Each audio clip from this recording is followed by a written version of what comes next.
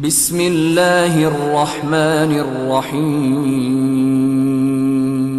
شہر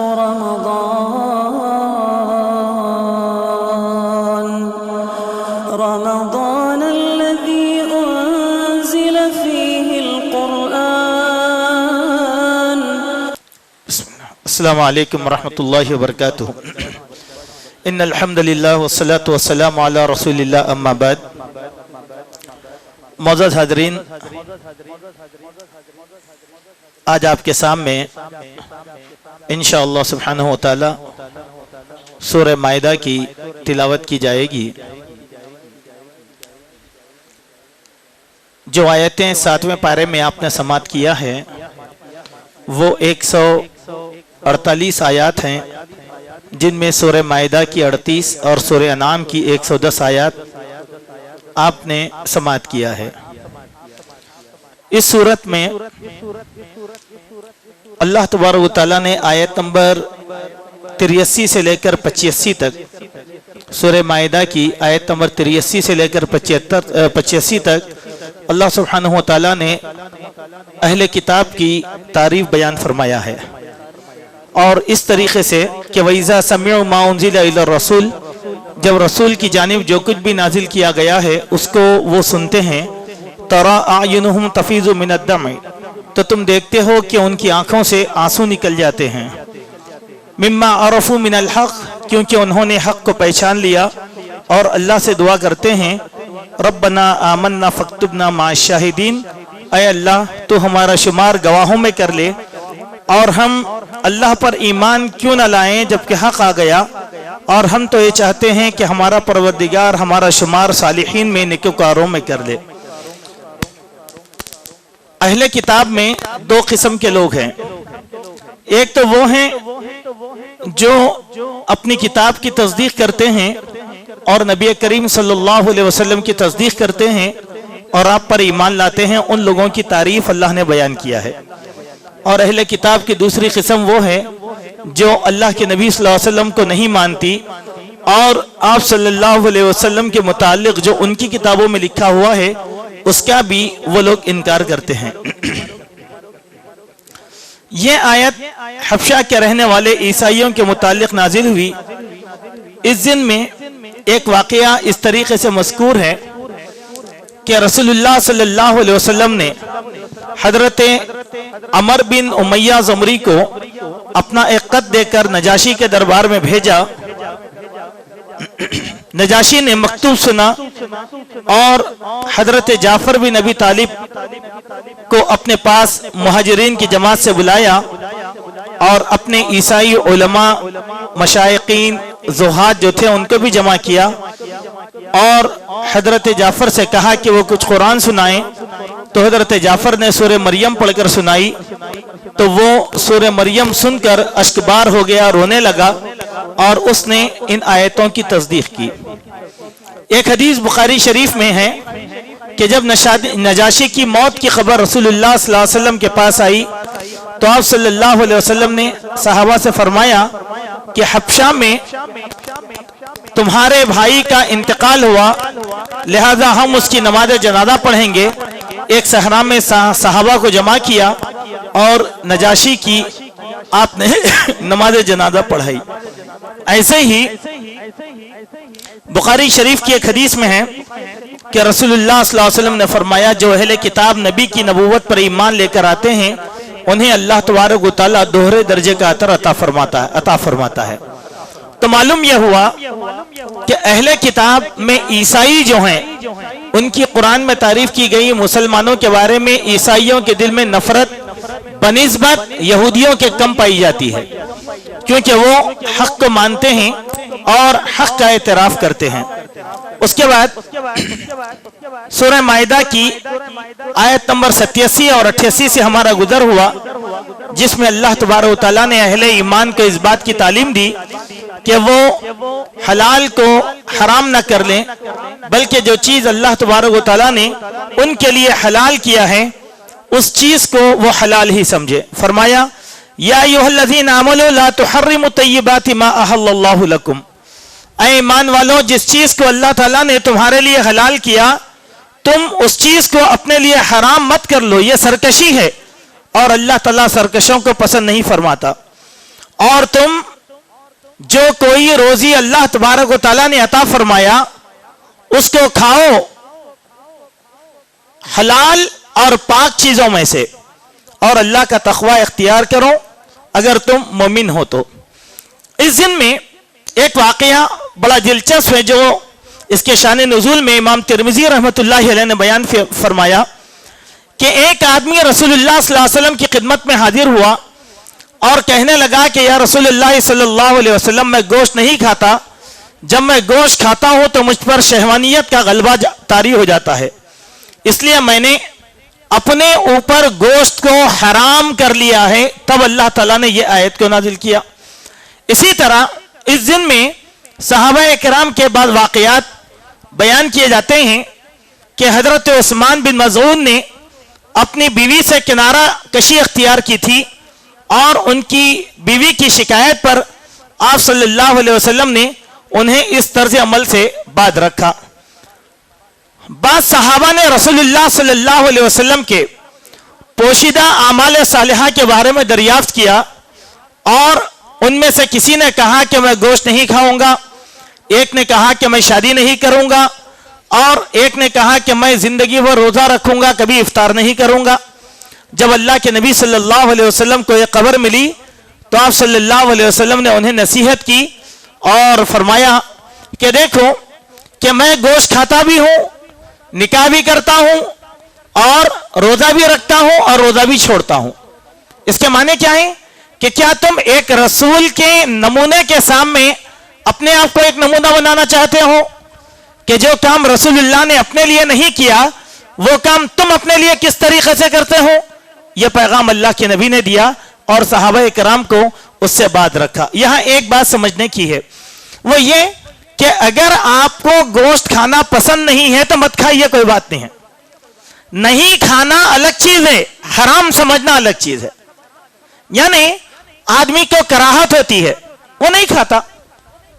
جیسے کچھ لوگ ہیں چکن نہیں کھاتے، بولے کہ نہیں بھائی چکن ہم کو پسند نہیں ہے خلاص، لیکن اگر وہی آدمی کرے گا نہیں میں اپنے آپ پہ اس کو حرام سمجھتا ہوں تو یہ بغاوت ہے اللہ تعالیٰ کے حکم کے خلاف، کیونکہ جس چیز کو اللہ تعالیٰ نے حلال کیا اس چیز کو حرام کرنا یہ ہمارے لیے درست نہیں ہے۔ ایک واقعہ ہے قرآن مجید میں کہ ایک مرتبہ اللہ کے نبی صلی اللہ علیہ وسلم حضرت زینب رضی اللہ عنہا کے پاس کچھ وقت کے لیے کھڑے اور وہاں آپ نے شہد نوش فرمایا تو دوسری امہات المومنین منصوبہ بنا کر یہ کہنے لگی کہ دیکھو اللہ کے نبی صلی اللہ علیہ وسلم زینب کے پاس بہت زیادہ ٹہر رہے ہیں، لہذا ہم لوگ ایک طریقہ اپنائیں گے کہ رسول اللہ جب آئیں گے تو آپ سے کہنا کہ آپ کے منہ سے مغافیر، ایک پھول ہوتا ہے جس کے کھانے سے منہ سے جو ہے بسان بو آتی ہے، وہ مغافیر کہلاتا ہے۔ تو مغافیر، آپ مغافیر کھائے کیا؟ یعنی وزن کرنے کے لیے مغافیر کھائے کیا؟ ایسا نہیں کہ آپ جس بیوی کے پاس آ رہے تھے وہ مغافیر کھلا دیا آپ کو، یہ نہیں بول کر بولے آپ مغافیر کھائے ہیں، آپ کے منہ سے وہ آ رہی ہے۔ اللہ کے نبی نے کہا کہ نہیں میں تو زینب کے پاس جو ہے شہد پی کر آ رہا ہوں، مغافر نہیں کھایا۔ اللہ کے نبی کو ایک دم سمجھ میں آیا کہ یہ کچھ دال میں کالا ہے یہ معاملہ۔ اب آپ نے کہا کہ اللہ کی قسم اب میں شہد کو کبھی بھی نہیں کھاؤں گا، اپنے اوپر حرام کر لیا اللہ کے نبی نے۔ تب اللہ تبارک و تعالیٰ کو یہ ادا ناگوار گزری تو اللہ تعالیٰ نے سورہ تحریم نازل کر لیا، یا ایھا النبی لما تحرم ما احل اللہ لک، اے نبی جس چیز کو اللہ تبارک و تعالیٰ نے تمہارے لیے حلال کیا ہے، تمہاری کیا مجال کہ تم اللہ کی حلال چیز کو حرام کر رہے ہو؟ تبتغی مرضات ازواجک، کیا اپنی بیویوں کی خوشنودی چاہ رہے ہو؟ اللہ اکبر، کتنی بڑی بات ہے۔ دیکھیے اللہ کی حلال کردہ چیز کو حرام کرنے کا اختیار یہ نبیوں کے پاس بھی نہیں ہے۔ ایسے ہی اگر اللہ نے کسی چیز کو حلال کیا ہے کوئی بھی اس کو حرام نہیں کر سکتا، اور اللہ نے جس چیز کو حرام کیا ہے اس کو کوئی بھی حلال نہیں کر سکتا۔ یہودیوں کی ایک عادت تھی، وہ لوگ کیا کرتے تھے؟ اللہ کی حلال کردہ چیز کو حرام کر لیتے تھے اور حرام کو حلال کرتے تھے. ان کے پاس تعویل تھی. وہ تعویل کیا کرتے تھے؟ شراب مت پیو تو وہ کہتے تھے بالکل شراب نہیں پینا چاہیے, شراب حرام ہے. لیکن تعویل کیا تھی؟ شراب اس یہودی کو پینا حرام ہے جو یہودی پینے کے بعد اپنے آپ پہ کنٹرول نہیں رکھتا. دیکھیے تعویل کر لیا. جو کنٹرول کر سکتا انہیں پی رہا, حلال کر لیا اس کو, حالانکہ مطلق ان کے پاس بھی حرام تھی. ایسے ہی سود حرام ہے تو بالکل سود حرام ہے. تعویل کیا تھی؟ یہودی کا یہودی سے سود لینا حرام ہے لیکن یہودی کا غیر یہودی سے سود لینا حلال ہے. حلال کر لیا تھا ان لوگوں نے. یہ کیا تھی؟ بغاوت تھی. اسی لیے اللہ تعالیٰ ان پر ناراض ہو گیا, ان پر غصہ ہوا, ذلت ان کا مقدر کر دیا, کئی قسم کے عذاب ان کے اوپر نازل کیے. یہاں ایک بات سمجھنے کی ہے ان آیتوں میں, وہ یہ ہے کہ سابقہ قومیں حرام کو حلال کرنے کی وجہ سے تباہ و برباد ہو گئی اور حلال کو حرام کی وجہ سے تباہ و برباد ہو گئی. یہ پیغام ہے امت محمدیہ کے لیے کہ اگر امت محمدیہ میں بھی کوئی اس قسم کی حرکت کرتا ہے تو اس کا بھی انجام وہی ہوگا جو بنی اسرائیل کا ہوا تھا.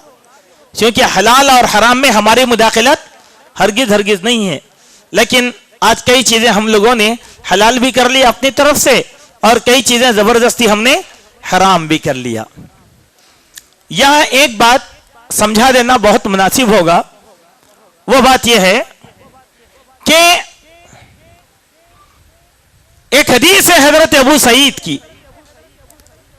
وہ بیان فرماتے ہیں ان الحلال بین والحرام بین. حلال بھی واضح ہے, حرام بھی واضح ہے. حلال اختیار کریں اور حرام سے بچ جائیں. پھر فرمایا وبینہما امور مشتبہات.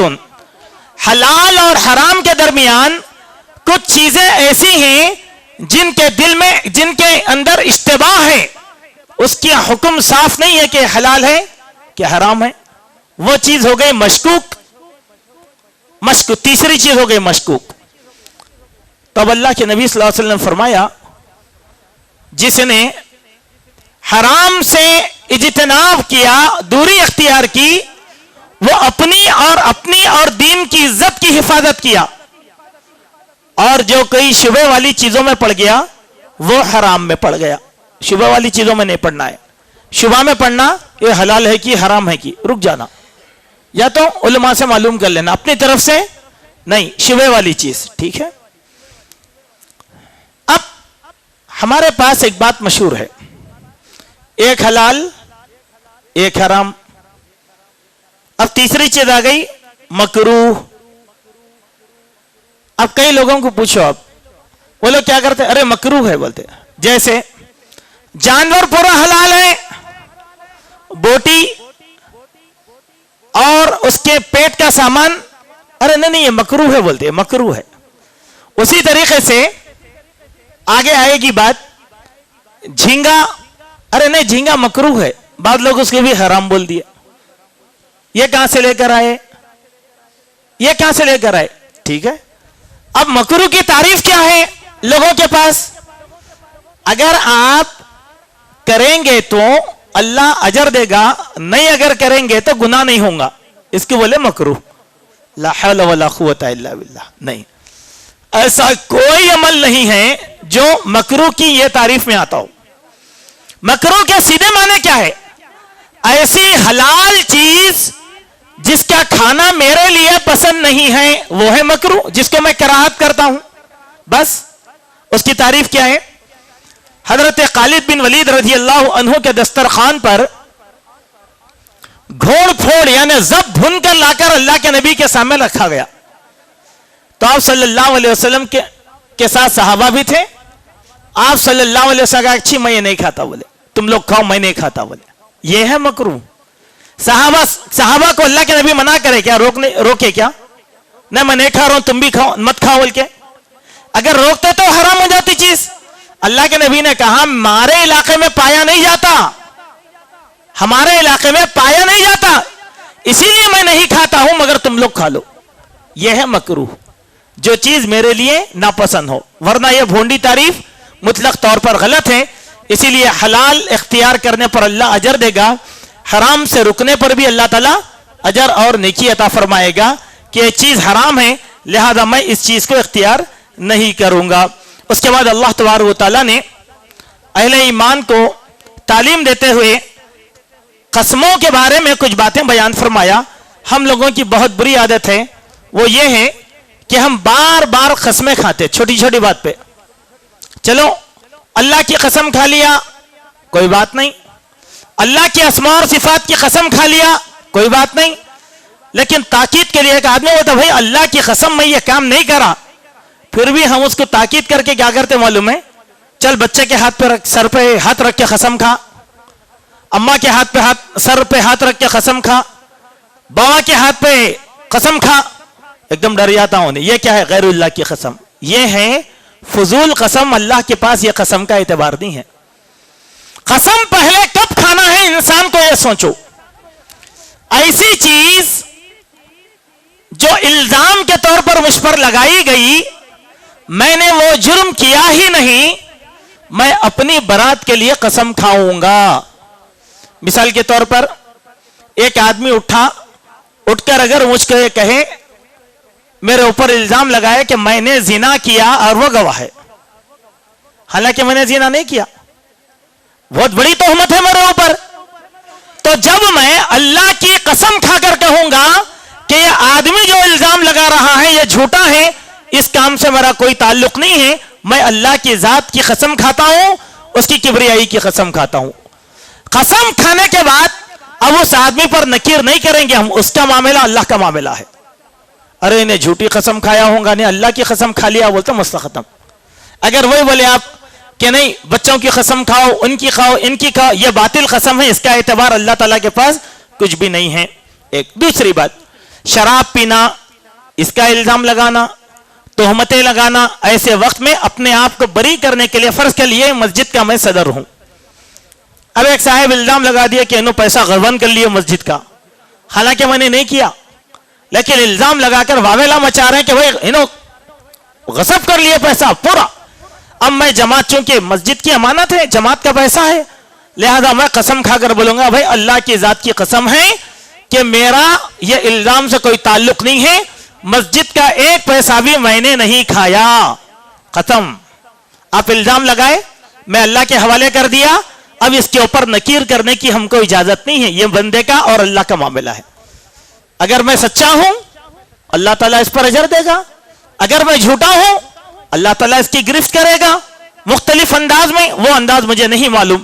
اسی لیے اللہ سبحانہ و تعالیٰ نے اہل ایمان کو خطاب کر کے فرمایا لا یواخذکم اللہ باللغو فی ایمانکم، اللہ تبارک و تعالیٰ لغو قسموں میں تمہارا احتساب نہیں کرے گا، ولکن یواخذکم بما عقدتم الایمان، لیکن ایسی قسموں کے بارے میں تمہارا احتساب کرے گا جو پکی اور پختی قسمیں ہیں۔ سبحان اللہ، کتنی بڑی بات ہے۔ دیکھیے اس سے انسان کو، اسی لیے اللہ کی ذات کی قسم کھانے سے انسان کو ڈرنا چاہیے، کیونکہ وہ اللہ کے عذاب کو دعوت دے رہا ہے اگر مجرم ہے تو۔ اگر وہ مجرم نہیں ہے بنداس اللہ کی قسم کھائے، کیونکہ اللہ تبارک و تعالیٰ اس کے دل کی حالت کو اچھی طریقے سے جانتا ہے۔ ٹھیک ہے، اب ایک آدمی اپنی عزت اور آبرو بچانے کے لیے قسم کھا لیا محفل میں، اب اس کا کفارہ ہے، اس کو ادا کرنا ہے۔ کیا ہے کفارہ؟ فَكَفَّارَتُهُ اطعام 10 مساکین من اوسط ما تطعمون، جو ریگولر کھانا تم گھر میں کھاتے ہو 10 مسکینوں کو ویسا کھانا کھلائیں گے، جھوٹی قسم کا کفارہ۔ پھر فرمایا کہ او کسوتہم، یا 10 مسکینوں کو کپڑے بنائیں گے، او تحریر رقبۃ، یا ایک غلام کو، قیدی کو آزاد کروائیں گے۔ فمن لم یجد فصیام 3 ایام، جو اس کی طاقت نہیں رکھتا اس کے لیے ضروری ہے کہ وہ روزے رکھے 3 دن کے۔ یہ تمہاری فضول قسموں کا کفارہ ہے۔ کیسے؟ میں بچنے کے لیے اللہ کی قسم کھا لیا لیکن جھوٹی قسم کھا رہا ہوں، میں جا کر کفارہ دوں گا تاکہ یہ کفارہ اللہ تعالیٰ کے عذاب کو, اللہ کے غصے کو جو مجھ پر ہوا ہے اس کو ٹھنڈا کر دے. چلیے, یہ ہوا قسموں کے تعلق سے ایک مختصر سی چیز. دوسری بات, یہاں پر اللہ تعالیٰ نے 5 شیطانی اعمال کا تذکرہ کیا آیت نمبر 90 اور 91 میں. یا ایھا الذین آمنوا, ایمان والو, انما الخمر والمیسر والانصاب والازلام رجس من عمل الشیاطین, یقیناً شراب, جوا, تھان اور فال نکالنے کے تیر یہ سب شیطانی اعمال کی گندگیاں ہیں. شراب پینا شیطانی اعمال کی گندگی, اور غیر اللہ کے نام پر نسب جس کی تفصیل کل آئی تھی, وہاں جا کر جانور کو ذبح کرنا شیطان کے اعمال کی گندگی ہے. بدشگونی لینا یہ بھی شیطان کے اعمال کی گندگی ہے. فاجتنبوہ, اس سے تم بچتے رہو, لعلکم تفلحون, شاید کہ تم کامیاب ہو جاؤ. یہ سب چیزوں سے بچنا اہل ایمان کے لیے ضروری ہے. پھر ان چیزوں کے ذریعے سے شیطان کیا چاہتا ہے؟ انما یرید الشیطان, اس کے ذریعے سے شیطان یہ چاہتا ہے کہ تمہارے دلوں میں بغض و عداوت ڈال دے فی الخمر والمیسر, شراب اور جوے کے ذریعے سے. وَيَصُدَّكُمْ عَنْ ذِكْرِ اللَّهِ, وہ اللہ کے ذکر سے تم کو روکنا چاہتا ہے. وَعَنِ الصَّلَاةِ, اور نماز سے بھی روکنا چاہتا ہے. فَهَلْ أَنْتُمْ مُنْتَهُونَ, اب بتاؤ تو صحیح کہ تم اللہ کے اس حکم پر رکو گے یا نہیں رکو گے. اللہ اکبر. جب یہ اللہ نے سوال کیا فَهَلْ أَنْتُمْ مُنْتَهُونَ, اور صحابہ کرام نے جب اس آیت کو سنا تو حضرت عمر اور دوسرے صحابہ کہنے لگے انتہینا یا ربنا, اے ہمارے رب, ہم ان سب چیزوں سے باز آ گئے, ہم رک جائیں گے, ان سے رکنا چاہیے. جوے سے عموماً بہت سے لوگ شراب نہیں پیتے لیکن مختلف انداز میں جوا کھیلتے. ایک بات بتاتا ہوا میں آگے بڑھ جاتا ہوں کہ ہم میں کے بہت سے لوگ ہیں جو ٹائم پاس کرنے کے لیے, وقت ضائع کرنے کے لیے ہم لوگ کچھ کھیل کھیلتے ہیں, جیسے چورس ہے یا پھر ڈومناس ہے, ایسی چیزیں ہم لوگ کھیلتے ہیں. شطرنج ہے, لوگ یہ سمجھتے کہ اس پر شرط لگائی گئی تو ہی یہ حرام ہے. نہیں, بعض کھیل آغاز سے ہی حرام ہے جس میں شرط کا کوئی ذکر نہیں ہے. یہ سب شطرنج کے کھیل سے نکلی ہوئی چیزیں ہیں, اسی لیے اس سے بچنا ہمارے لیے ضروری ہے. جیسے ڈومناس کھیلتے, نہیں کھیلنا ڈومناس, ہرگز نہیں کھیلنا. کیوں؟ یہ چورس سے نکلی ہوئی چیز ہے. ایک چیز کے ذریعے سے کئی چیزیں نکلتی ہیں, ان سب کا مجموعہ شیطانی عادتیں اور حرکتیں ہیں, اور وقت کا ضائع کرنا یہ ہمارے لیے جائز ہرگز نہیں ہے. اس کے بعد ہمارا گزر ہوا آیت نمبر 101 سے لے کر 102, اس میں اللہ سبحانہ وتعالی نے اہل ایمان کو ایک حکم دیا, یا ایھا الذین آمنوا, اے ایمان والو, لا تسألوا عن اشیاء ان تبد لکم تسؤکم, ایسی چیزوں کے بارے میں سوال نہ کرو جس کا جواب اگر تمہیں دیا جائے گا تو تمہیں برا لگے گا. سبحان اللہ.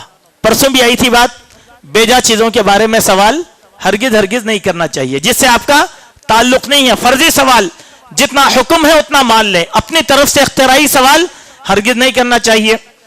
چلیے, اس کے بعد اللہ تعالیٰ نے فرمایا وَإِن تَسْأَلُوا حِينَ يُنَزَّلُ الْقُرْآنِ تُبْدَ لَكُمْ عَفَا اللَّهُ عَنْهَا, دوران قرآن یعنی قرآن کی وحی کے زمانے میں اگر تم ایسے سوالات کرو گے تو وہ تمہارے اوپر واضح کر دیے جائیں گے.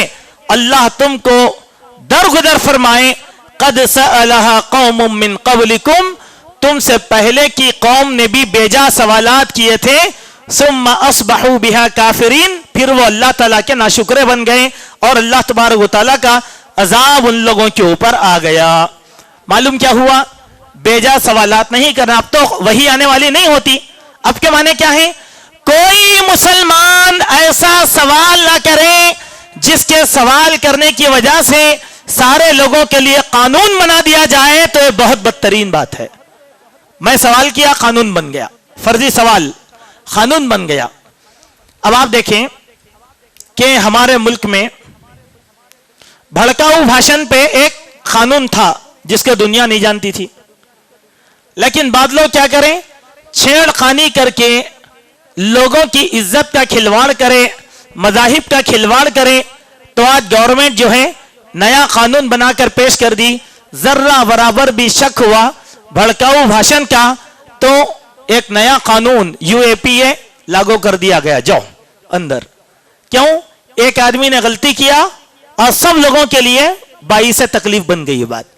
آج کے زمانے میں یہ ہماری طرف سے ایسی کوئی غلطی نہ ہو جو قانون بن جائے اور جس کی زد میں ساری کی ساری قوم پس جائے۔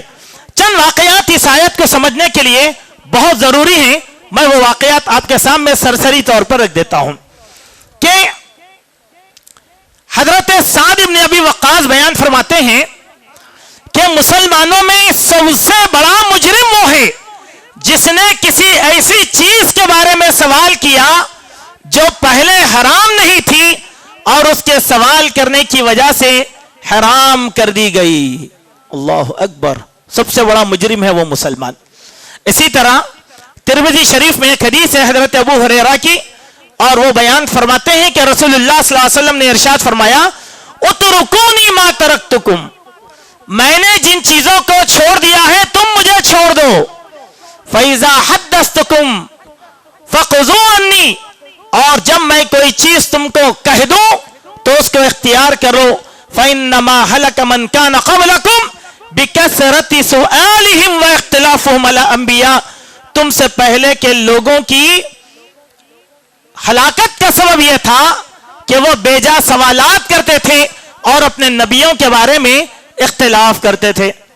اب طویل واقعہ ہے اس میں، بنی اسرائیل میں قتل ہوا، آپ نے بار بار سنا، اس واقعے کا پہلو دیکھیے۔ اللہ نے کیا کہا؟ قاتل کا پتہ لگانے کے لیے ایک بیل ذبح کر دو، اس کے گوشت کا کچھ حصہ مقتول پر مارو، وہ اٹھے گا، قاتل کا پتہ دے گا۔ اب اگر بنی اسرائیل عقل مندی کر لیتی اور ایک جانور ذبح کر دیتی، اس کے گوشت کا کچھ حصہ مار دیتی تو اس کے سارے مسائل حل ہو گئے تھے، لیکن وہ لوگ کیا کرے؟ سوال پہ سوال کرے۔ اے موسیٰ، اللہ سے پوچھو وہ گائے کی عمر کتنی ہونا، وہ گائے کا رنگ کتنا کیسا ہونا۔ اب بیجا سوالات، بیجا سوالات، بیجا سوالات، یہ سوالات کی وجہ سے بنی اسرائیل ہلاک ہو گئی، تباہ ہو گئی۔ اس کے معنی کیا ہیں؟ اگر ہم بھی کثرت سے سوال کریں گے اپنے نفس کی خاطر، عقل کی بنیاد پر، تو یہ چیز ہمارے لیے بھی باعث ہلاکت ثابت ہوگی۔ اس آیت کے شان نزول میں دو واقعات بیان کیے گئے ہیں۔ حضرت انس بیان فرماتے ہیں، بخاری کی حدیث ہے کہ ایک دفعہ رسول اللہ صلی اللہ علیہ وسلم خطبہ دے رہے تھے تو ایک آدمی نے سوال کیا کہ یا رسول اللہ بتائیں میرا باپ کون ہے؟ تو آپ نظر انداز کر دیا۔ پھر وہ آدمی کو شرارت سوجی، اس نے کیا کہا؟ آپ بتائیں میرا باپ کون ہے؟ اللہ کے نبی اس کی بات کو نظر انداز کر دیا۔ پھر تیسری مرتبہ اس نے سوال کیا کہ میرا باپ کون ہے؟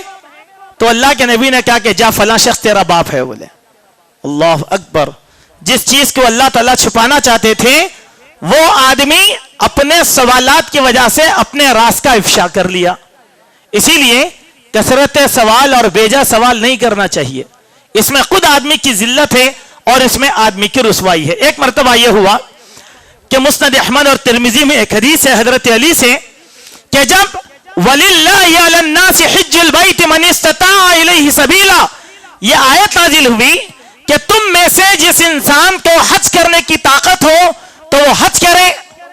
تو ہوا یہ کہ ایک صحابی بیٹھے تھے، وہ سوال کر لیا، فرضی سوال۔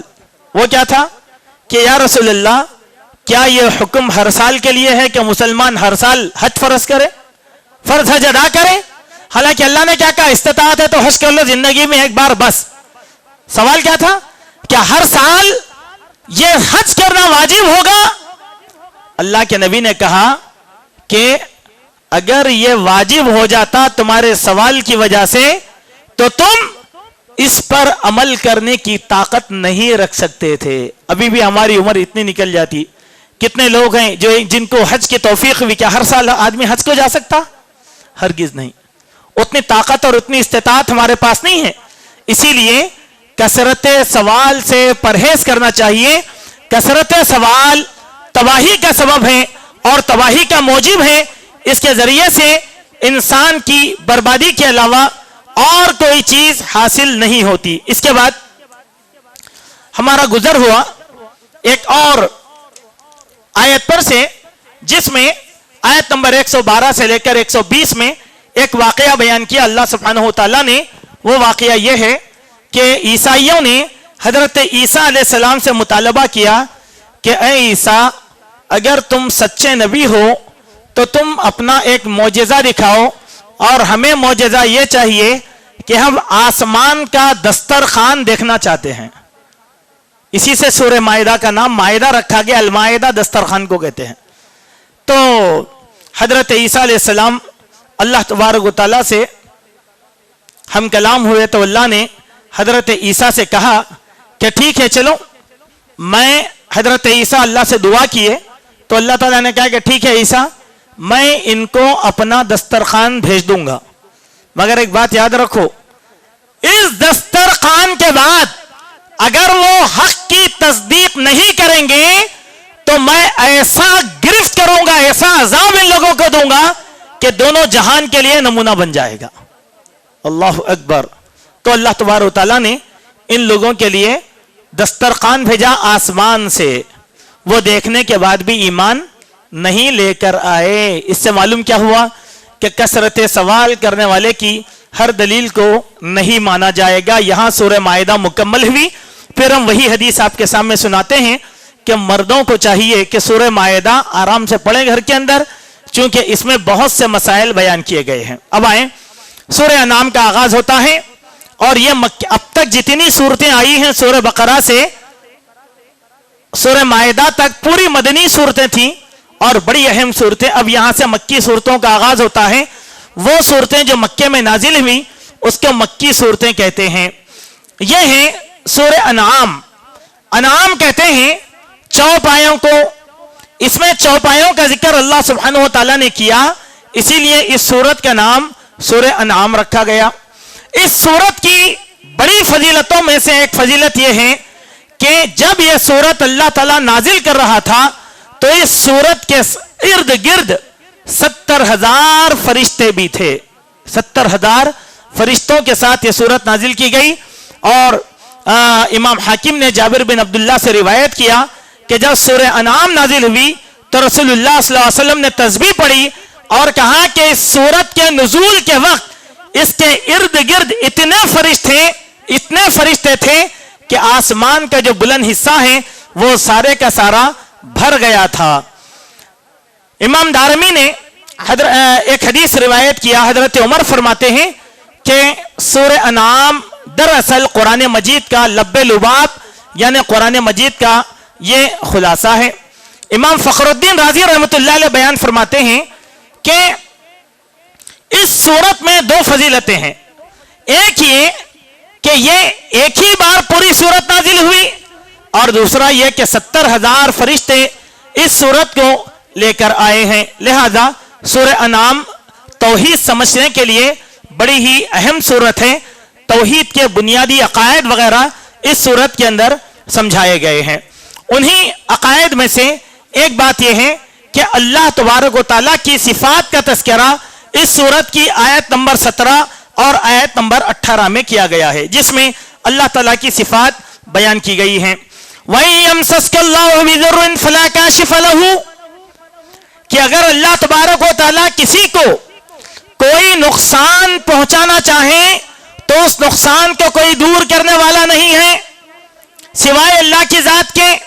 وَيَمْسَسْكَ بِخَيْرٍ فَهُوَ عَلَى كُلِّ شَيْءٍ قَدِيرٌ، اور اگر اللہ تبارک و تعالیٰ کسی کو بھلائی عطا کرنا چاہتے ہیں تو پھر اس بھلائی کو روکنے والا بھی کوئی نہیں ہے. یعنی برائی اور بھلائی یہ دونوں اللہ کے ساتھ ہے. وَهُوَ الْقَاهِرُ فَوْقَ عِبَادِهِ وَهُوَ الْحَكِيمُ الْخَبِيرُ، اور وہ اللہ سبحانہ و تعالیٰ اپنے بندوں کا نگہبان ہے اور وہ حکمت والا ہے اور بڑی خبر رکھنے والا ہے۔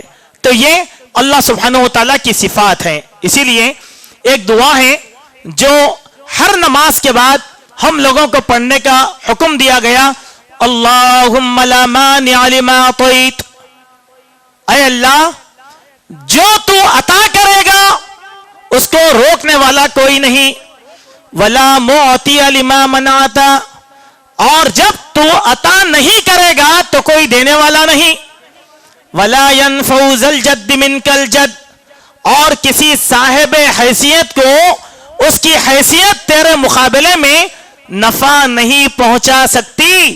جیسے امام سلام پھیر دیتا ہے تو امام سلام پھیر دینے کے بعد کچھ خاص قسم کی تسبیحات ہیں، ان تسبیحات میں یہ بھی تسبیح داخل ہے۔ اس کے بعد آیت نمبر 22 سے ہمارا گزر ہوا، جس میں اللہ تبارک و تعالیٰ نے ارشاد فرمایا وَيَوْمَ نَحْشُرُهُمْ جَمِيعًا ثُمَّ نَقُولُ لِلَّذِينَ أَشْرَكُوا أَيْنَ شُرَكَاؤُكُمُ الَّذِينَ كُنْتُمْ تَزْعُمُونَ، اللہ تبارک و تعالیٰ سوال کریں گے ان لوگوں سے جو معبودان باطل کی عبادت کیا کرتے تھے۔ اللہ کہیں گے کیا اے لوگوں، جن لوگوں کو تم نے میرا شریک بنا لیا تھا کہاں ہے وہ تمہارے شرکاء، آج بلا کر لو ان لوگوں کو۔ ہم دیکھیں گے چونکہ وہ اللہ کی مخلوق ہیں، لہذا وہ شرکاء اللہ سبحانہ و تعالیٰ کے پاس حاضر نہیں ہوں گے، بلکہ وہ اللہ تبارک و تعالیٰ سے خود شکایت کرنے والے رہیں گے۔ اس کے بعد ہمارا گزر ہوا آیت نمبر 27 سے، جس میں اللہ تبارک و تعالیٰ نے مشرکین کی حسرتوں کو واضح فرمایا کہ جب مشرکین اپنی آنکھوں سے جہنم کا نظارہ کر لیں گے اور وہ آیتیں جس کو وہ جھٹلایا کرتے تھے اس کو دیکھیں گے تو کہیں گے ربنا ونکونا من المؤمنین، کیا اے اللہ ہم مومن ہو جاتے ہیں۔ وہاں دیکھ کر بولیں گے حسرت، عذاب دیکھنے کے بعد آدمی سدھرنے کی بات کرے گا تو یہ کوئی اللہ کے پاس بہانہ چلنے والا نہیں ہوتا، بلکہ جب دنیا کے اندر اللہ سبحانہ و تعالیٰ نے اس کو موقع دیا تو اس آدمی کو سدھر جانا چاہیے۔ اس کے بعد سورہ انعام کی آیت نمبر 38 میں ایک بات اللہ تبارک و تعالیٰ نے بیان فرمایا وَمَا مِن دَابَّةٍ فِي الْأَرْضِ وَلَا طَائِرٍ يَطِيرُ بِجَنَاحَيْهِ إِلَّا أُمَمٌ أَمْثَالُكُمْ، کہ اللہ کی امتوں میں صرف انسان نہیں ہیں بلکہ یہ جتنے جاندار ہیں جو زمین پر چل رہے ہیں اور ہواؤں میں اڑ رہے ہیں، یہ سب اللہ کی اسی طریقے سے مخلوق ہیں جس طریقے سے تم اللہ تبارک و تعالیٰ کی مخلوق ہو، اور ہم نے کتاب مبین میں اس چیز کو لکھ کر رکھ دیا ہے۔ اسی لیے اللہ کے نبی صلی اللہ علیہ وسلم نے فرمایا، مسلم شریف کی حدیث، کسی سینگ دار بکری نے کسی بے سینگ بکری پر ظلم کیا ہوگا تو اللہ تبارک و تعالیٰ سینگ دار بکری سے بے سینگ بکری کا بدلہ عنایت فرمانے والا ہے کہ سینگ دار بکری کو بے سینگ بکری کے حق میں ظلم کی وجہ سے اپنا حق ادا کرنا پڑے گا، کیونکہ وہ بھی مخلوق ہے، ان کی بھی سوال ہے اللہ تبارک و تعالیٰ کے پاس، وہ کیسے ہیں ان کو معلوم۔ چونکہ قرآن مجید میں ایک بات اللہ تبارک و تعالیٰ نے فرمایا کہ جب داؤد علیہ السلام اللہ کی حمد و ثنا اور تسبیح بیان کرتے تھے تو حضرت داؤد علیہ السلام کے ساتھ ساتھ مخلوقات بھی اللہ کی تسبیح بیان کرتی تھی۔ تو اللہ کی تسبیح صرف انسان کے لیے نہیں ہے، مخلوقات کے لیے بھی ہے، وہ بھی اللہ سے خوف کھاتے ہیں، اللہ تعالیٰ ان کے متعلق بھی سوال ان لوگوں سے کرنے والا ہے، مگر وہ کیسے یہ اللہ ہی کو معلوم ہے، اس کا علم ہم لوگوں کو نہیں دیا گیا۔ اس کے بعد اللہ سبحانہ و تعالیٰ نے آیت نمبر 68 میں نبی کریم صلی اللہ علیہ وسلم کو خطاب کرتے ہوئے فرمایا کہ اگرچہ رسول اللہ صلی اللہ علیہ وسلم اللہ کے رسول ہیں، لیکن اس کے مخاطب، اس آیت کے مخاطب، آیت نمبر 68 کے مخاطب اللہ کے نبی صلی اللہ علیہ وسلم ضرور ہیں، لیکن اس کا حکم ساری انسانیت کے اوپر ہے۔ وَإِذَا رَأَيْتَ الَّذِينَ يَخُوضُونَ فِي آيَاتِنَا فَأَعْرِضْ عَنْهُمْ، اے نبی جب آپ دیکھو ان لوگوں کو جو ہمارے ذکر سے اعراض کر رہے ہیں، تو حتی یقوزوا فی حدیث غیرہ، ان لوگوں سے دور ہو جاؤ جب تک کہ وہ اپنی گفتگو کا انداز بدل نہ لیں۔ معنی کیا ہے؟ ہم ایک ایسے مقام پر بیٹھے ہوئے ہیں جہاں پر گالی گلوچ چل رہی ہے، شریعت کے خلاف بات چل رہی ہے، بغاوت کی بات چل رہی ہے، شرک کی بات چل رہی ہے، توحید کے خلاف بات چل رہی ہے۔ اللہ نے کہا اے نبی سیدھے اٹھو، اس محفل سے الگ ہو جاؤ۔ کیوں؟ اگر تم اس وقت وہاں بیٹھو گے تو تمہارا شمار بھی ان لوگوں میں کیا جائے گا۔ اللہ اکبر۔